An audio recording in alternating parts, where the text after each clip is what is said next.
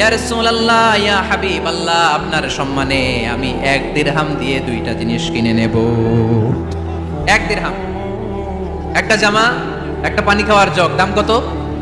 1 দিরহাম। বিশ্বনবী বললেন, না না, 1 দিরহাম তো অনেক কম হয়ে যায়। মাইয়াজিদু আলা যালিক, এর চেয়ে বেশি দামে কে কিনবা? আরেক সাহাবী হাত তুলে বলতে লাগলেন, ইয়া রাসূলুল্লাহ, ইয়া হাবিবাল্লাহ, ওয়া ইন্নী আশতারিহিমা বিদিরহামাইন, আমি এই জামাটার পানি খাওয়ার জগটা 1 দিরহাম নয় 2 দিরহামের বিনিময়ে কিনতে চাই। বিষ্ণু ইসলাম ওই সাহাবাকে দিয়ে দিলেন। দিয়ে 2 দিরহাম নিয়ে, যে লোকটা ভিক্ষা করতে এসেছিল তার হাতে 2 দিরহাম দিয়ে বললেন, যাও 1 দিরহাম দিয়ে ঘরে খাবার কিনে দিয়ে আসো, আরেক দিরহাম দিয়ে একটা কুঠার কিনে নিয়ে আসো। শুনতেছেন? কি কিনে নিয়ে আসো? কুঠার দিয়ে কি করে? গাছ কাটে।